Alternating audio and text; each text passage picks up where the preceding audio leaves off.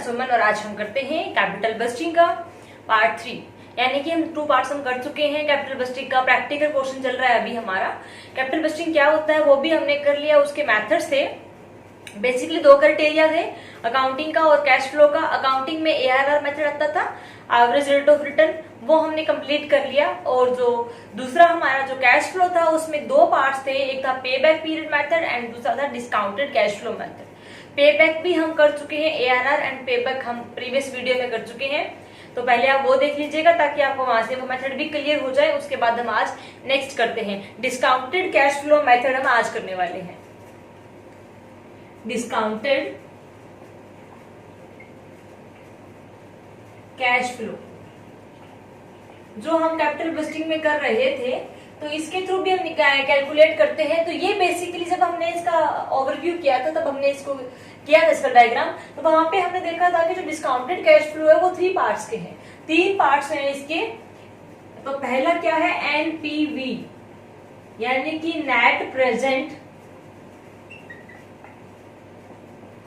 Value. पहला जो इसका है वो क्या है, नेट प्रेजेंट वैल्यू। सारे एज ए नेम्स लिस्ट होंगे, नेम की तरह ही। दूसरा इसका पार्ट था वो है प्रॉफिटेबिलिटी इंडेक्स यानी कि PI। एंड जिसका थर्ड पोर्शन है वो क्या है, IRR यानी कि इंटरनल रेट ऑफ रिटर्न। ये बेसिकली क्या है, इसके 3 पार्ट्स हैं डिस्काउंटेड कैश फ्लो मेथड के। इसको 3 तरीके से हम करेंगे। जो हमारा डिस्काउंटेड जो कैश फ्लो है, DCF भी इसको कहते हैं। तो ये net present value and profitability index and internal rate of return. तो ये जो 2 मेथड्स है वो हम आज कवर करने वाले हैं। अगर हम इकट्ठा बनाए थोड़ा ज्यादा लंबा हो जाता है, लेंथी हो जाएगा वीडियो, तो ये थोड़ा सा बड़ा है तो इसको हम नेक्स्ट वीडियो में करने वाले हैं। तो ये आज दोनों हम करेंगे, net present value and profitability index. First of all कि जब हम ये कैलकुलेट करेंगे तो इसमें हमें टेबल्स की रिक्वायरमेंट हुई, टेबल आती है। वैसे अगर आप फाइनल के स्टूडेंट हैं तो आपकी बुक में गिवन होती है, बुक के लास्ट में टेबल होती है एक A1, A2, A4, ये टेबल होती है जो हमें इन प्रैक्टिकल क्वेश्चंस को करने में हेल्प करेंगे। इसकी एक नीड भी है, जरूरत भी है। अगर आपके पास इसके टेबल नहीं है तो आपको हमारे टेलीग्राम जो ग्रुप है उसके ऊपर मिल जाएगी, वहां से आपको PDF है वो डाउनलोड कर सकते हैं। A1, A2 और A4 टेबल है आपको वहां पे अवेलेबल हो जाएंगे। इसी नाम से ये कॉमर्स स्टडी सॉल्यूशन। तो करते हैं आज हम net present value and profitability index को आज हम करते हैं। डिस्काउंटेड कैश फ्लो क्या है, उसका नेक्स्ट वर्जन है। जो पीछे हमने मेथड किया था पे बैक, जो हमारा हमने क्या था एवरेज रिटर्न मेथड है, या कहीं ना कहीं हमने पे बैक भी किया, तो उसमें क्या था कि हम टाइम वैल्यू को इग्नोर कर रहे थे। टाइम वैल्यू मनी को हमने कंसीडर ही नहीं किया। जितना भी हमारा प्रोजेक्ट है ना उसको हमने एक ही उसमें लिया। यानी कि टाइम वैल्यू कैसे कि आज हम कोई डिटेल करें, आज हम मशीनरी लेके आ रही हैं तो उसकी कितनी वैल्यू है, सपोज उसकी 10 रुपीज है, उसकी अगर 5 इयर्स बाद, मतलब आज के टाइम में इसकी 5 रुपए है तो 5 इयर्स के बाद उसकी वैल्यू क्या 10 ही रहेगी? नहीं रहेगी ना, क्योंकि टाइम वैल्यू मनी की वैल्यू भी चेंज होती है। फर्स्ट ऑफ ऑल क्या इसमें इंटरेस्ट भी तो आ जाएगा, तो वो कहाँ जाएगा? तो उसको क्या हमने इग्नोर किया था। तो ये सबसे बड़ा जो उसका डिसएडवांटेज था वो यही था कि हम टाइम वैल्यू ऑफ मनी को इग्नोर कर दें, उसको कहीं भी कंसिडर नहीं करते। तो उस चीज को क्या हमने इसमें कवर किया है कि जो टाइम वैल्यू ऑफ मनी है वो उसको हम टोटली कंसीडर किया जाएगा इसके अंदर। उसमें हम उसको कंसीडर करेंगे कि इसमें टाइम वैल्यू को लेके इंटायर लाइफ है, इन्वेस्टमेंट है, उसको हम स्टडी करेंगे। तो वो हम आज इसमें करने वाले हैं NPV method, net present value. NPV net present value, देखो एज ए नेम सजेस्ट हो रहा है प्रेजेंट वैल्यू, यानी कि उसके अंदर हम क्या करते थे कि जिस टाइम हमने मशीनरी को परचेज किया है उसकी जो एंटायर है ना उसको हम एक ही उसमें स्टडी करते थे कि इतनी इसकी मतलब यही अमाउंट रहेगी। लेकिन इसके अंदर क्या है कि जो भी हम इनफ्लो आउटफ्लो हम करेंगे वो किसके ऊपर करेंगे, प्रेजेंट वैल्यू के ऊपर करेंगे। यानी कि इसमें हम जो भी हमारा इनफ्लो होगा, ठीक है, उसको हम कंपेयर करेंगे, यानी कि आउटफ्लो का निकालेंगे तो वो हमारी क्या है आ जाएगी। लेकिन ये दोनों किसके ऊपर होंगे, प्रेजेंट वैल्यू के ऊपर होंगे। यानी कि जो इसकी आज के टाइम में वैल्यू है ना उसे कंसीडर करेंगे। हमने कितना लिया था, क्या था, उसको नहीं लेके आएंगे। तो उसके थ्रू निकालेंगे present value of inflow minus present value of outflow करके निकालेंगे, तो वो हमारा आ जाएगा एनपीवी, नेट प्रेजेंट वैल्यू है, उसको क्या है हम कैलकुलेट करेंगे।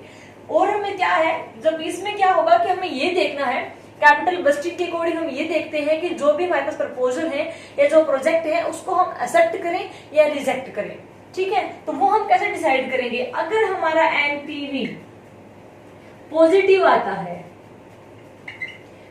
तो उसको हम क्या करेंगे, एक्सेप्ट करेंगे, देन क्या होगा वो एक्सेप्टेड होगा, एक्सेप्ट करेंगे। अगर हमारा एनपीवी नेगेटिव होता है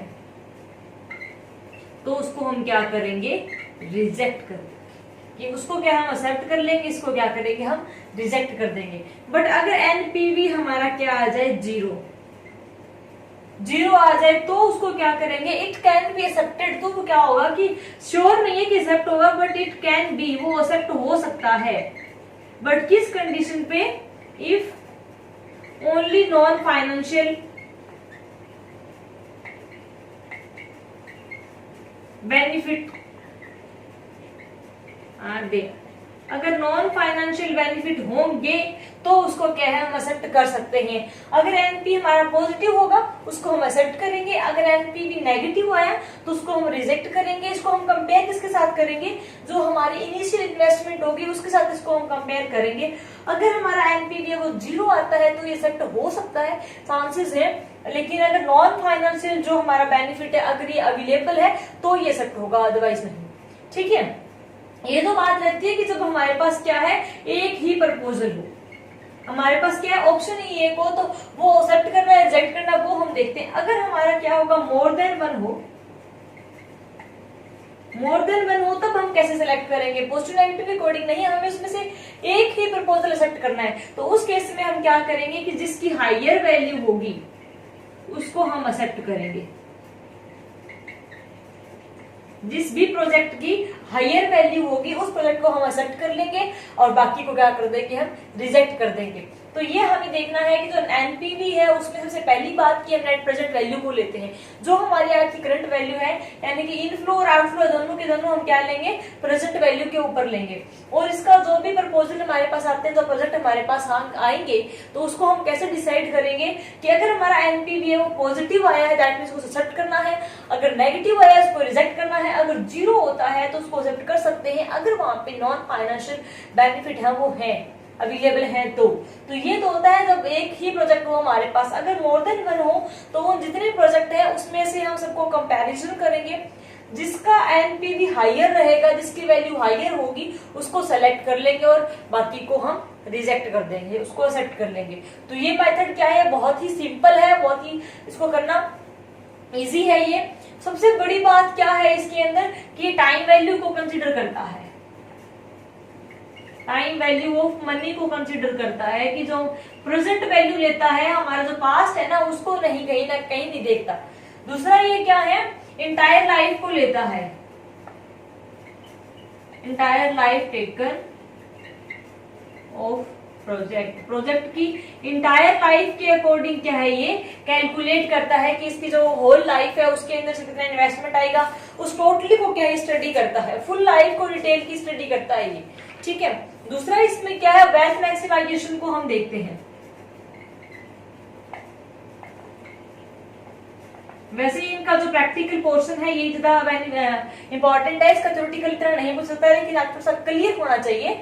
तो इसमें क्या है, वेल्थ मैक्सिमाइजेशन को देखते हैं, यानी कि इसमें हम क्या करेंगे, एनपीवी पॉजिटिव आएगा तो ही एक्सेप्ट करेंगे, अदरवाइज उसमें इन्वेस्ट ही नहीं करेंगे। हायर वैल्यू को ही लेंगे तो वो हमारी वेल्थ को क्या करेगा, मैक्सिमाइज करेगा। अगर हम चीज उसी को ले रहे हैं जो हमें पता है कि इसके ऊपर बेनिफिट होगा तो उससे हमारी वेल्थ का मैक्सिमाइजेशन होगी। इसका डिसएडवांटेजेस क्या है कि इसमें हमें पहले जो रेट डिसाइड करते हैं, जो स्टार्टिंग की हमें इन्वेस्टमेंट लेनी होती है वो बहुत मुश्किल होती है, तो उसको डिसाइड करना बहुत ही डिफिकल्ट होता है कि उसका हम रेट ऑफ रिटर्न है वो कैसे डिसाइड करें, तो वो बहुत मुश्किल होता है। और जो जहाँ पे एक प्रपोजल है, ठीक है, हम मोर देन वन में हायर वैल्यू तो लेते हैं लेकिन ये वहां पे सुटेबल नहीं है जहां की जिसकी इनिशियल इन्वेस्टमेंट यानी कि जो स्टार्टिंग की इन्वेस्टमेंट है वो अनइक्वल हो। इन्वेस्टमेंट है वो अनइक्वल हो, यानी कि अगर हमने 3 प्रोजेक्ट लिए, अगर तीनों की स्टार्टिंग की इन्वेस्टमेंट है वो सपोज की 3 लाख है, तो ये वहां पे अच्छे से काम करेगा। अगर एक की 3 एक की 4 5 है तो ये एक्यूरेट रेट नहीं दे सकता, यानी कि उसके अंदर आप हायर वैल्यू को नहीं मेजर कर सकते। तो वो चीज क्या आ जाएगी कि वहां पे ये क्या है, इतना रीजनेबल नहीं है। अगर जिसका टाइम पीरियड है जिस प्रोजेक्ट का, अगर टाइम पीरियड है वो भी अनइक्वल है, तो भी क्या होगा, ये वर्क नहीं करेगा। कि टाइम पीरियड अनइक्वल है तो वहां पे भी इतना सुटेबल नहीं है, वहां पे भी इतना काम नहीं करेगा, एप्रोप्रिएट इसका रिजल्ट नहीं देता है। तो इसी का अब हम करते हैं प्रैक्टिकल, उससे आपको और ही अच्छे से समझ में आ जाएगा। प्रैक्टिकल क्वेश्चन करते हैं, 2 या 3 प्रोजेक्ट वाला कर लेते हैं, दोनों ही उसमें क्लियर हो जाएंगे। मेथड यहाँ पे अपना एनपीवी चल रहा है। इसका प्रैक्टिकल क्वेश्चन करते हैं जो आपकी बुक में गिवन है। यहाँ पे टेबल की रिक्वायरमेंट रहेगी, बेसिकली इसमें टेबल चाहिएगा, वो टेबल चाहिएगा A1, उसके अंदर आपको रेट सब कुछ दिया होता है। थोड़ा सा अगर मैं आपको दिखाऊं तो वो टेबल किस तरीके की होती है, इस तरीके की टेबल होगी। वो टेबल जो यहाँ पे दे रखा है A1 और इस तरह से इसमें सारा दिया होगा। तो ये टेबल है, आपको मिल जाएगा, इसका PDF आप वहां से देख सकते हैं, वहां से कर लेंगे। तो यहाँ पे हम इसका प्रैक्टिकल क्वेश्चन करते हैं। An investor is offering 2 investment option, यानी कि 2 इन्वेस्टमेंट ऑप्शन लिए हैं इसने, 5 लाख ईच। यहाँ पे जो इनिशियल इन्वेस्टमेंट है वो 5 लाख है। You are required to advise as to which one would be more profitable, कौन सा यहाँ पे ज्यादा प्रॉफिटेबल है ये हमें बताना है।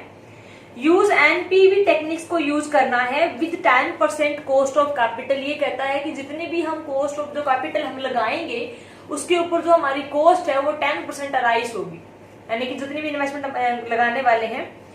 तो each investment option having expected cash inflow is shown, जो हमें कैश इनफ्लो है वो शो किया हुआ है। सबसे पहला हम लेंगे यहाँ पे ईयर की बात करें तो नेचुरली है 1 2 3 4 5 लेने की जरूरत नहीं है। Investment option A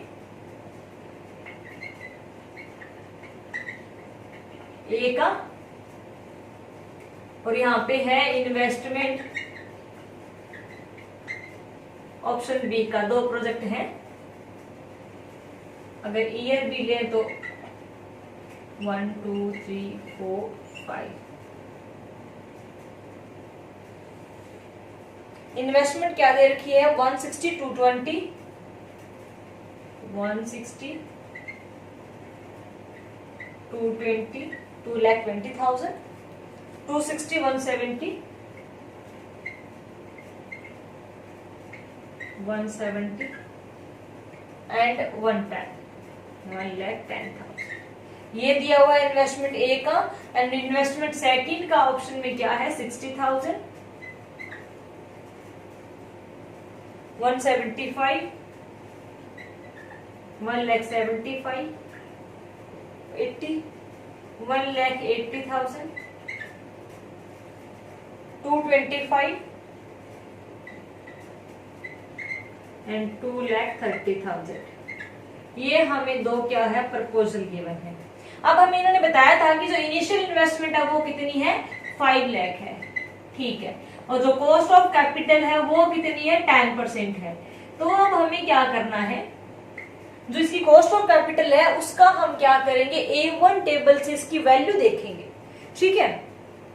A1 table से आप इसकी वैल्यू कैसे देखोगे कि आप A1 टेबल है वो निकालोगे। 10% गिवन है ना, डायरेक्टली कुछ नहीं करना, स्मूथली ही क्या है हमारा कैलकुलेट हो जाएगा। 10% कॉस्ट ऑफ कैपिटल दे रखी है, ईयर क्या है, स्टार्टिंग की है 1 2 3 4 5। तो हमें यहाँ पे देखना है परसेंटेज गिवन है, तो यहाँ पे ये 1 2 3 यहाँ पे 10 है, तो ये ऊपर के 5 ईयर्स का हम क्या है उठा लेंगे। बहुत ही क्लियर होता है टेबल देखना, इसको हम क्या है निकाल लेंगे जो भी हमारा टेबल रहेगा। तो जिसकी जो हमारा इसको हम लेंगे कि जो हमारी प्रेजेंट वैल्यू है फ्लोज की, एज पर टेबल 1 हम लेंगे, यानी कि present value of flow as per table A1। Table A1 के अकॉर्डिंग हम लेंगे, तो ये अमाउंट है 0.909 0.826 0.751 0.683 एंड 0.621। ठीक है, तो ये हमारी क्या है, ये टेबल के अंदर गिवन है, हम कहीं से नहीं लेके, हमने A1 टेबल से क्या है ये अमाउंट निकाली है ईयर्स की।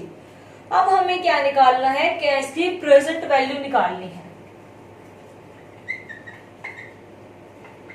Present value of option A की निकालेंगे एंड प्रेजेंट वैल्यू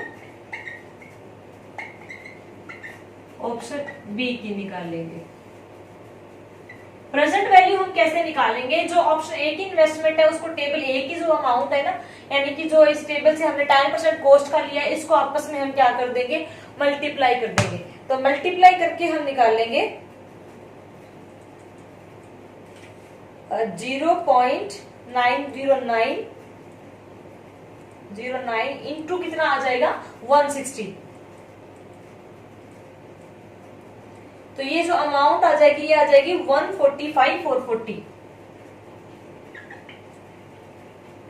यानी कि इसको इससे मल्टीप्लाई करना है, ये अमाउंट आपस में क्या हो जाएगी, मल्टीप्लाई आ जाएगी। तो टेबल A1 की है, A2 की है, दूसरा हम मल्टीप्लाई करेंगे तो आ जाएगा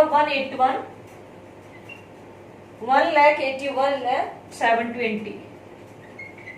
ठीक है, दूसरा इसको 260 इंटू 0.751 को हम मल्टीप्लाई करेंगे तो आ जाएगा 1,95,260, 1,95,260।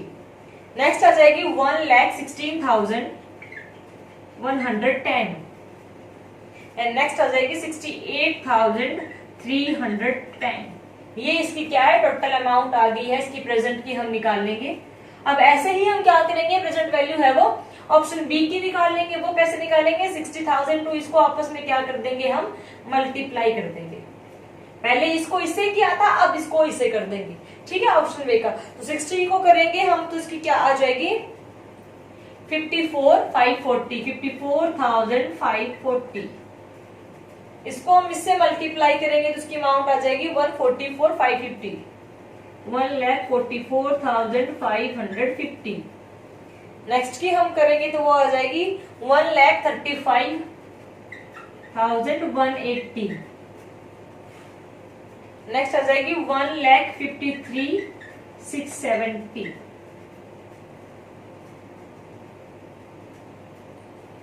675 है यहाँ, 675। नेक्स्ट है, इसको इससे मल्टीप्लाई करेंगे तो अमाउंट आएगी 1,42,800, 1,42,830। ये टोटल आपकी क्या आ गई है, प्रेजेंट वैल्यू आ गई। यानी कि ऑप्शन ए की हमने निकाली, ऑप्शन बी की हमने निकाली। ये क्या आ गई, प्रेजेंट वैल्यू आ गई, इसको इसे मल्टीप्लाई कर दिया। ये हमने टेबल से लिया, कुछ नहीं करना, इजी है बिल्कुल। ये चीजें हमें सारे गिवन है, ये हमें टेबल है। आपसे एग्जाम में टेबल अलाउ भी होता है लेके जाना, अदरवाइज पेपर में गिवन होती है ये वैल्यू। ठीक है, तो ये हमारी क्या वैल्यू आ गई, इसको इससे मल्टीप्लाई किया, इसको इससे मल्टीप्लाई किया, तो ये हमारी क्या आ गई, प्रेजेंट वैल्यू है। अब हमें क्या करना है, इस प्रेजेंट वैल्यू को हम ऐड ऑन कर लेंगे। जितनी भी हमारी वैल्यू है उसको हम ऐड कर लेंगे। 144,440 था, इसको ऐड कर लेंगे हम 181,720 प्लस हम करेंगे 195,260 प्लस हम करेंगे 116,110 प्लस हम करेंगे 68,310 को। तो टोटल जो अमाउंट आ जाएगी वो हमारी आ गई 7,6840। तो ये हमारी क्या है, टोटल अमाउंट आ गई इसकी ऑप्शन ए की।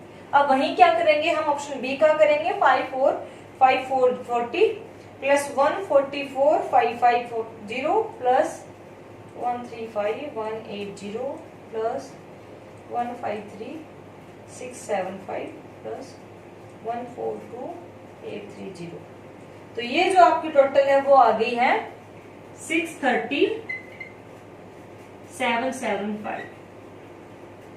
ये आपकी टोटल क्या है, अमाउंट आ गई। ये किसकी आ गई, प्रेजेंट वैल्यू ए ऑप्शन की आ गई है, और ये किसकी आ गई, ऑप्शन बी की। अब हमें जो क्वेश्चन में क्या बोला गया था कि जिसकी इनिशियल अमाउंट है इन्वेस्टमेंट है वो कितनी है, 5 लाख है। ठीक है, अब यहाँ पे 2 प्रोजेक्ट है तो हमें एनपीवी को पॉजिटिव और नेगेटिव नहीं देखना। अब हमें क्या करना है, हम ये जो हमारा प्रेजेंट वैल्यू है इसका जो इनफ्लो और आउटफ्लो है उसमें से हम क्या करेंगे, इसको डिडक्ट करेंगे। यानी कि जो भी हमारा इनफ्लो हुआ है उसमें से जो हमने लगाया कितना था 5 लाख, तो हम निकाल लेंगे हमारा जो ऑप्शन ए है, प्रोजेक्ट ए है, उसका हम इनफ्लो माइनस करेंगे यानी कि 706840 माइनस हम कर देंगे 5 लाख। ठीक है, तो इसको हम 5 लाख करेंगे तो हमारे पास कितना बच जाएगा, 2,06,000 आ जाएगा 840। ठीक है, इतनी अमाउंट आ गई। अब हम वही बात करते हैं प्रोजेक्ट बी की। प्रोजेक्ट बी का हम क्या करेंगे, 3775 माइनस 5 लाख, तो इसकी अमाउंट है वो कितनी आ जाएगी, 1,30,775। डायरेक्टली माइनस हो गया, 1,30,775 आ गया। ठीक है, पॉजिटिव नेगेटिव दोनों ही पॉजिटिव है। अब बल्कि हमारे पास 2 प्रोजेक्ट है, तो इसमें अगर यहाँ पे सिंगल की हम बात करते, ऑप्शन बी हम नहीं लेते, हम सिंगल की बात करते, तो हम ये देखते कि ठीक है ये हमारा पॉजिटिव आया है तो इसको हम एक्सेप्ट कर लेंगे। अगर यहाँ पे नेगेटिव होता तो हम रिजेक्ट कर देते। अब प्रोजेक्ट हमारे पास 2 है, एक ए है और दूसरा बी है, तो इसका हम क्या करेंगे, जो एनपीवी है, ये हमने एनपीवी निकाला है दोनों का, तो इसको हम क्या करेंगे, कंपैरिजन करेंगे। तो दोनों में से हायर कौन सा है, ऑप्शन ए। तो यहाँ पे जो कंपनी है वो किसको एक्सेप्ट करेगी, option A accepted. Option A क्या है, एक्सेप्ट कर लिया जाएगा, और ऑप्शन बी क्या है, रिजेक्ट कर दिया जाएगा। ठीक है, तो बस इस तरह से कैलकुलेट करना है। जितने भी ऑप्शन हो 3, 4, 5 आप सबको हायर लेना है, उसमें आपने कंपैरिजन करना है। जो ये टेबल है ये बहुत ही इजी है, देखना जो परसेंटेज गिवन हो उसका और ईयर के हिसाब से ऊपर के 5 हम लेने होते हैं वो डायरेक्टली, और मेनली क्या है आपको 10% ही गिवन होता है, यही अमाउंट होती है। और वैसे अलाउ भी होती है, पेपर में अवेलेबल भी होती है, तो इसकी टेंशन की जरूरत है ही नहीं हमें। तो जो प्रेजेंट वैल्यू है टेबल A1 से हमने कंसीडर किया और वहां से इसको हमने मल्टीप्लाई किया, एड ऑन किया। नेट प्रेजेंट वैल्यू है वो इनफ्लो, ये हमारा इनफ्लो है और हमने इतना इन्वेस्ट किया था स्टार्टिंग में, वो हमारा आउटफ्लो है। उसका हम कंपैरिजन करके निकाल लेंगे, जिसकी हायर वैल्यू होगी उस प्रोजेक्ट को हम एक्सेप्ट कर लेंगे और जिसकी लोअर वैल्यू होगी उसको हम रिजेक्ट कर देंगे। तो ये था आपका एनपीवी। अब हम करते हैं दूसरा मेथड है profitable index, pi. Profitable index क्या है, अब जो हमने जो एनपीवी किया है ना, ये मेथड क्या है कि ये वहीं पे सुटेबल है जहां पे, जैसे हमने 2 प्रोजेक्ट लिए थे, ऑप्शन ए और ऑप्शन बी, तो दोनों की जो इनिशियल इन्वेस्टमेंट थी वो क्या थी, 5 लाख थी, तो वहां पे यूजेबल है। अगर एक की 5 एक की 4 होती ना, तो वहां पे एप्रोप्रिएट रेट है वो नहीं देता, इतना अच्छा रिजल्ट है वो नहीं देता। तो उस चीज को, उस ड्रॉबैक्स को रिमूव करने के लिए हमारा ये मेथड है वो क्या है, पीआई। इस चीज को रिमूव करता है, ये वहां पे ही अच्छे से वर्कआउट करता है जहां पे इनिशियल इन्वेस्टमेंट है वो अलग अलग हो, तो वहां पे भी ये बहुत यूजेबल है। तो जो हमारा ये, इसको हम क्या कहते हैं, कॉस्ट बेनिफिट रेशियो भी कहते हैं। ये जो हमारा है इसका एक नाम ये भी है बेनिफिट कॉस्ट रेशियो, इसका एक नाम ये भी है बेनिफिट कॉस्ट रेशियो। अगर प्रॉफिटेबिलिटी इंडेक्स है इसको इस नाम से भी आ जाए तो एक ही बात है, घबराना नहीं, यही करना। या थोड़ा सा याद भी रखना, कई बार पूछ भी ले देता है कि प्रॉफिटेबिलिटी कॉस्ट इंडेक्स रेशियो के, कॉस्ट रेशियो के अकॉर्डिंग आप इसको कैलकुलेट करें, तो कंफ्यूज होने की जरूरत नहीं है। प्रॉफिटेबिलिटी इंडेक्स का ही दूसरा नाम है बेनिफिट कॉस्ट रेशियो। ये मेनली उस ड्रॉबैक्स को रिमूव करता है जहां पे इनिशियल जो इन्वेस्टमेंट होती है वो डिफरेंट प्रोजेक्ट की डिफरेंट होती है, तो वहां पे ये ज्यादा मतलब प्रॉफिटेबल है, जो अप्रोप्रिएट रिजल्ट देता है in comparison net present value method के। तो वहां पे ये बताता है, ये भी टाइम वैल्यू ऑफ मनी को कंसीडर करता है, ठीक है, इसको देता है, इसमें अच्छे से वर्क करता है। तो इसका जो फॉर्मूला होगा उसको हम कैसे निकालेंगे, हम पीआई कैलकुलेट कैसे करते हैं, प्रेजेंट वैल्यू ऑफ इनफ्लो की present value and divide by, उसमें हम माइनस कर रहे थे, यहाँ पे हम करेंगे डिवाइड। ये क्या आ जाएगा, आउटफ्लो, यानी कि जो इनफ्लो है उससे प्रेजेंट वैल्यू को इसमें लेंगे और आउटफ्लो से क्या उसको डिवाइड कर देंगे। तो यहाँ पे हम वही देखते हैं कि जो हमारा पीआई है वो अगर मोर देन वन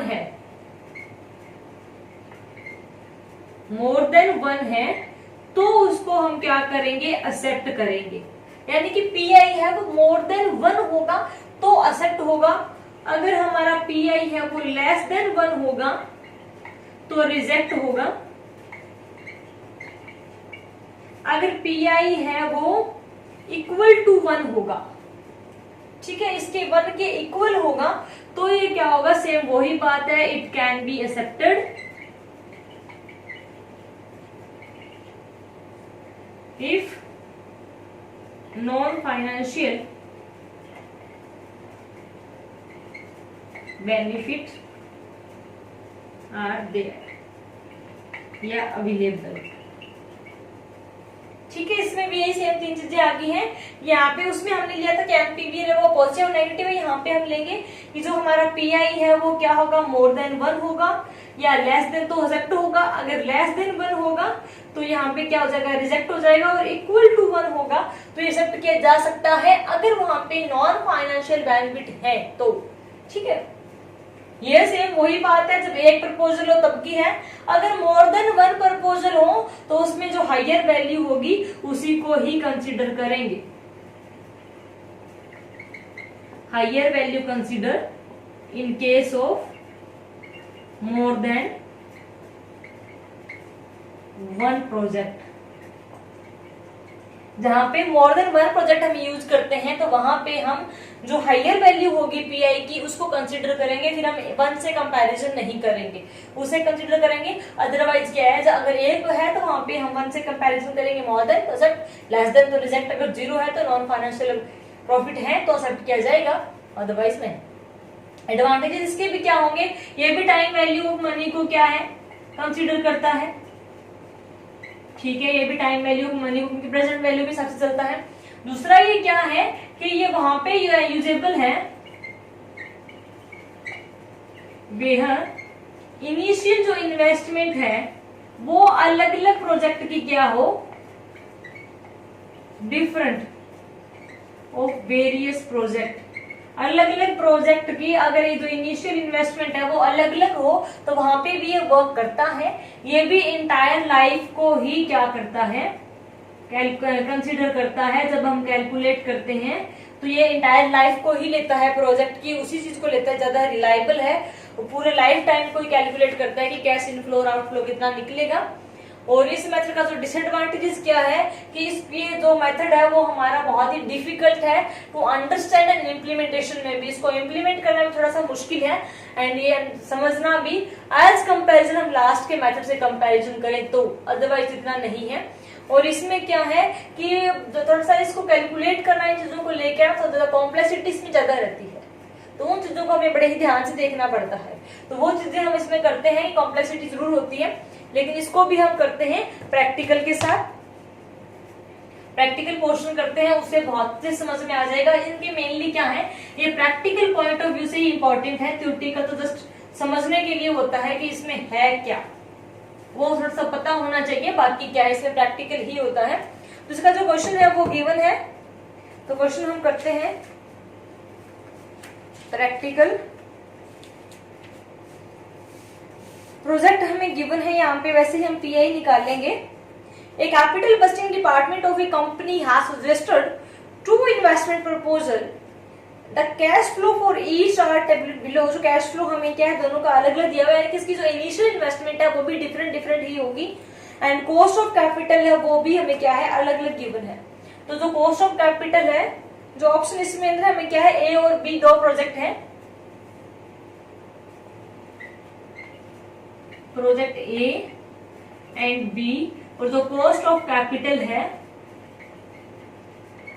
वो है 12%। उसमें 10 थी, इसमें हमें 12% गिवन है, तो हम वहीं से ही निकाल लेंगे, A1 से कोई प्रॉब्लम ही नहीं है फैक्टर से। ठीक है, अब प्रोजेक्ट ए की जो इनिशियल इन्वेस्टमेंट है वो हमें दे रखी है 18,000,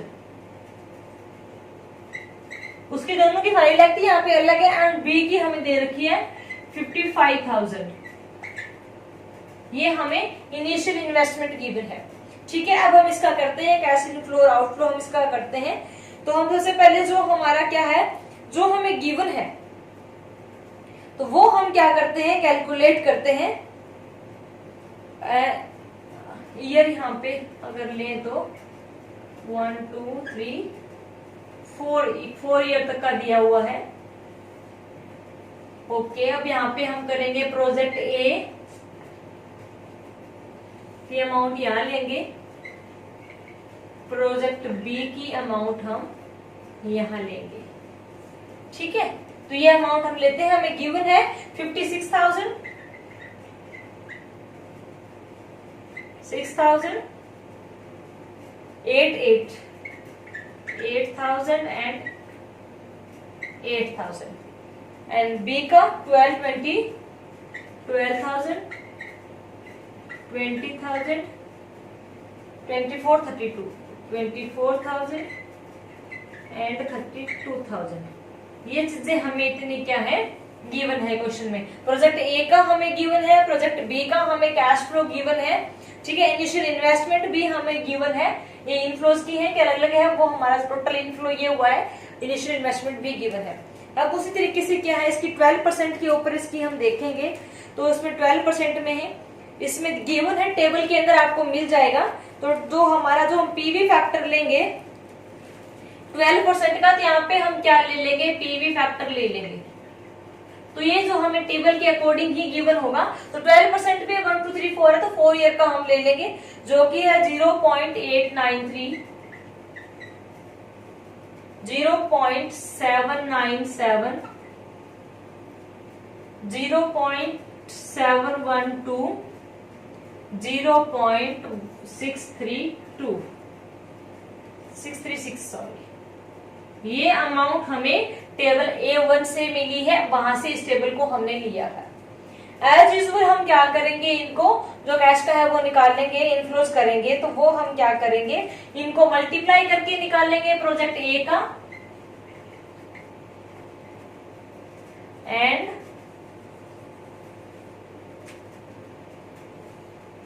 प्रोजेक्ट बी का।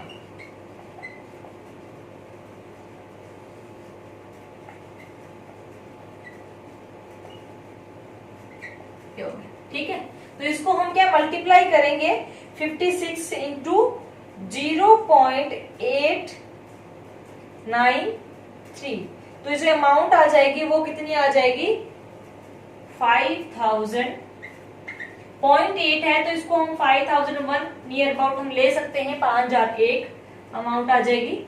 दूसरा इसका हम करेंगे 6,000 इंटू 0.797, सारा इसी तरीके से हम कर लेंगे। जो भी हमारी अमाउंट आएगी वो आएगी 4782, ऐसे ही हम इसको करेंगे 8 into 0.712, 5692, again 8 into 636, 5088।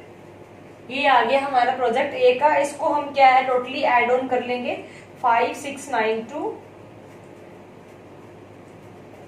Plus 4782,500। Total को हमने ऐड किया तो अमाउंट आई 2563। ये अमाउंट आ गई प्रोजेक्ट ए की। ठीक है, टोटल इसलिए हम अमाउंट लेंगे, तो यहाँ पे अगर इनका पॉइंटों में लें थोड़ा बहुत इसका और ऊपर नीचे आ सकता है। ठीक है, तो इसका हमने निकाल लिया। दूसरा इसी तरीके से हम क्या करेंगे, प्रोजेक्ट बी का कर देंगे, इसका इसे हम मल्टीप्लाई करेंगे again 12,000 into 0.893 is equal to आएगा 1076, ये आ जाएगा। वैसे हम करेंगे 20 का करेंगे 1594, 15940 अगेन 24 इंटू 0.712, 1788। इसको इससे मल्टीप्लाई करेंगे 32,000 इंटू 636, 2352। अब इस सबको हम क्या कर लेंगे, अगेन ऐड कर लेंगे।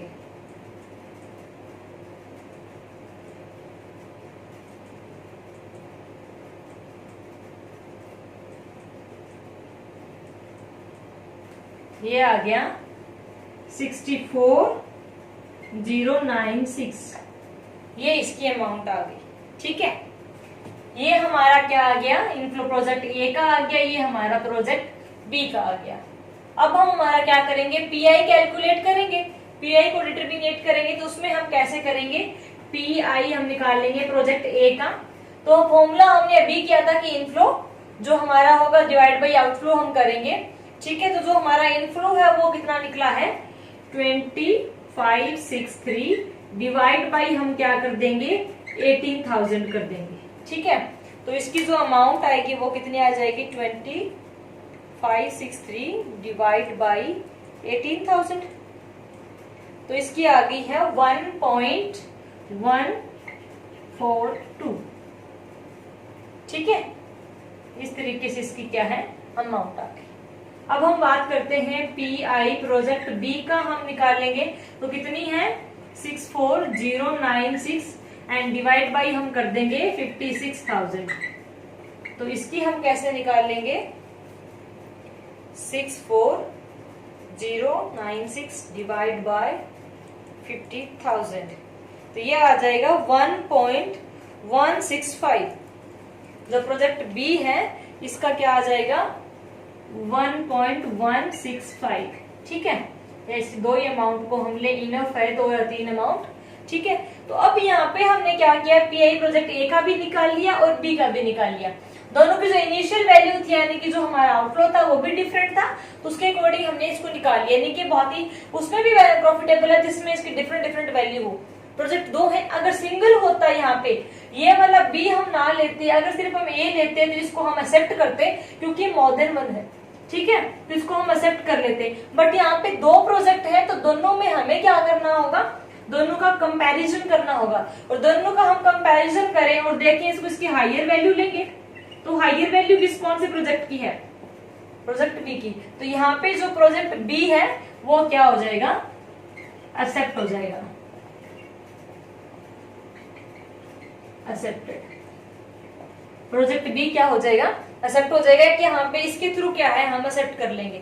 अगर इनिशियल वैल्यू है वो अलग अलग होती है प्रोजेक्ट की। ठीक है, तो पीआई मेथड क्या है उसको उसी तरीके से रिजल्ट देता है जहां पे अगर हमारे जो प्रोजेक्ट है उसकी इनिशियल वैल्यू अलग अलग हो इवन की बात। ठीक है, और ये टाइम पीरियड है वो सेम हो, तो वहां पे हमारा पीआई है वो बहुत ही सुटेबल मेथड है, ये इसके एप्रोप्राइट रिजल्ट देता है। तो इसको हम क्या कर लेंगे चूज ऑन कर लेंगे। तो यानी कि प्रोजेक्ट जो बी है वो एक्सेप्ट करेंगे और ए को हम रिजेक्ट कर देंगे क्योंकि दोनों में हायर वैल्यू है उसकी, प्रोजेक्ट बी की है।